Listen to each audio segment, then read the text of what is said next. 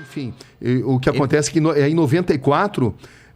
em 93, aliás, em 94 morre o Senna, em 95 o SBT... Você estava onde na morte do Senna? Você estava no... Em Imola. Você estava lá? Tava. Eu anunciei a morte dele, né? Como que foi? Porque eu estava em casa, eu lembro, era um domingo e tal. Inclusive a frase que eu usei, as pessoas lembram até hoje, uma notícia que a gente jamais gostaria de dar, morreu Ayrton Senna da Silva. É porque quando acontece um acidente, ninguém sabe direito o que aconteceu. Onde você estava? Para você chega como a notícia? Olha, alguém está em campo? Aquele fim de semana, foi um fim de semana... Isso, eu vou tentar resumir aqui, isso é um dos capítulos do livro, né? Mas enfim, foi o fim de semana mais diferente, mais nefasto de toda a história da Fórmula 1, porque na sexta-feira você teve o acidente do Roland Ratzenberger. Exatamente. Aliás, desculpe, na sexta-feira você teve o acidente de Rubens Barrichello. Ah, esse eu não sabia. Na sexta-feira você teve o acidente de Rubens Barrichello, um acidente extremamente grave. O Rubinho quase morreu, o Senna foi um dos primeiros a chegar no local do acidente, socorreu, ajudou a socorrer, foi no hospital visitar o Rubinho. No sábado morreu Roland Ratzenberger. Exatamente. Entendeu? E o próprio Senna me contou que ele não tinha morrido na pista. Que ele não tinha morrido no hospital, mas sim na pista, que ele morreu na pista. Aquilo abalou ele e pra tinha caramba. sido contado uma mentira, porque pela lei italiana, quando acontece o que eles chamam de sinistro, o evento tem que ser automaticamente suspenso. Então a corrida que vitimou Ayrton Senna não poderia ter sido realizada, porque o evento deveria ter sido suspenso. Se seguisse e a o lei... Senna me contou isso. Se seguisse a lei, ele não teria morrido. O Senna me contou, olha, Sabrina, eu vou te contar, você não pode falar, eu respeitei isso. O Ratzenberger morreu na pista, não morreu no hospital, mas está sendo divulgado que morreu no hospital para possibilitar a realização do evento. O Senna não queria correr, estava muito abalado, porque ele se sentia sob pressão, pela falta de segurança dos carros da Fórmula 1 naquela época, muita mudança. Pelo fato de ele ter lutado muito para ir para o Williams, e quando ele chega no Williams ele encontra um carro totalmente desequilibrado, e era difícil explicar para o público que o carro que no ano anterior tinha suspensão ativa e que nadava de braçada em relação aos concorrentes, era um carro pior que o do Schumacher, cuja Benetton estava burlando o regulamento. Estava burlando? Estava burlando, usava artifícios tecnológicos não permitidos pelo regulamento. E era difícil para ele poder explicar tudo isso. Então ele estava profundamente assim, abalado, foi obrigado a fazer mudanças no carro, improvisadas, porque ele não se sentia bem no cockpit, ele não estava confortável, por uma reunião de fatores. E o fato é que o Senna quase desistiu de correr naquele fim de semana por todos esses elementos, né? Então, ele chega a falar com outros pilotos, faz alguma reunião? Ele chega a falar, eles chegam a se reunir, mas aí, por uma questão contratual, decidem correr.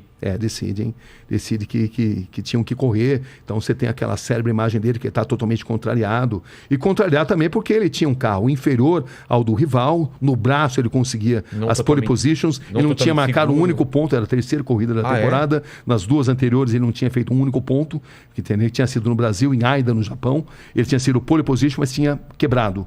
Entendeu? Tinha tido um acidente e tinha parado, né? Não tinha marcado o ponto. E ele estava se sentindo sob pressão. Então ele tinha sido pole position mais uma vez, mas ele tinha ali no retrovisor Schumacher arrojado, com um carro que não respeitava o regulamento, e era difícil para ele falar sobre isso. Era muito difícil. Então, tem uma série de detalhes, eu não vou contar tudo, porque senão a gente não fala de outro assunto, né? Mas são muitos fatos, né? A célebre reunião sobre pneus que estavam fora do regulamento também, e que a Goodyear reúne o Frank Williams e o Senna. Eu conto também o que aconteceu.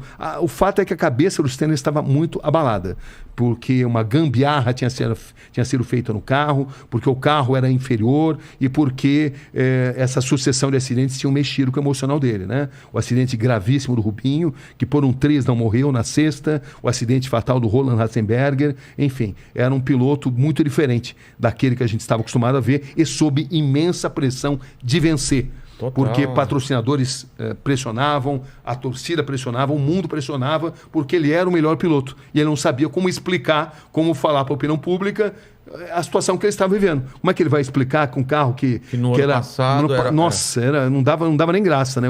O Mansell ganhava e quase que podia parar o carro para tomar um cafezinho, né? Entendeu? Com a suspensão ativa. Pareciam duas fórmulas diferentes, né? A fórmula da Williams, que é a suspensão ativa, que depois tinha sido proibida, né? Foi proibida. Quando foi proibido, o regulamento mudou. Mas aí a Benetton arrumou um jeito de bular o regulamento. E ela estava bulando o regulamento, usando várias armas não permitidas pelo regulamento. Mas era difícil para denunciar isso daí, porque existe ali todo assim, um corporativismo dentro da Fórmula 1. Claro. E esse corporativismo fazia com que o Senna hesitasse em denunciar, mas ele, nas entrevistas que ele me dava, ele mostrava todo o seu descontentamento. Eu lembro de uma entrevista célebre que eu fiz com ele em Aida, na corrida anterior, onde ele mostrava todo o contentamento. Que o carro está ruim, desequilibrado, instável, nervoso. Ele usou essa expressão. Foi a primeira vez que ele falou isso daí, numa corrida ali, lá no Japão, que foi a corrida anterior. Então, era todo esse contexto que existia ali, né? E quando acontece o acidente, parece que não tem imagens do acidente mesmo. Então, esse é um outro... Eu fui o primeiro cara a praticamente desvendar essa imagem, que a Foca dizia que não tinha essas imagens, mas aí eu consegui uma série de depoimentos de pessoas que diziam que tinham visto. Eu peguei o Bernie Eccleston, que era o presidente da Foca, o todo-poderoso da Foca, e eu o confrontei com esses depoimentos. Olha, existe essa imagem. Falei, tá certo, é verdade. Eu vou te mandar. Ele mandou essa imagem. Só que a imagem, 1 segundo antes do choque no muro, ela desaparece. Eles deram a explicação de que o diretor de imagens havia cortado para uma outra imagem e que nem todas as câmeras tinham videotape.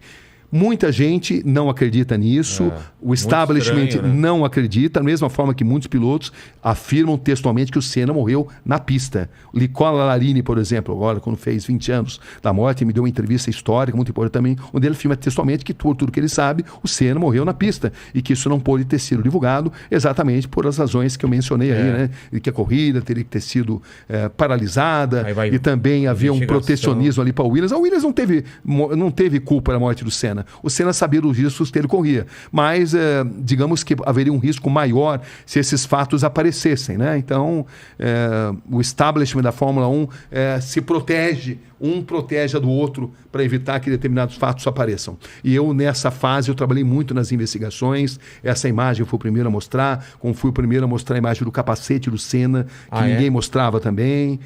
Enfim, essa... Um parafuso...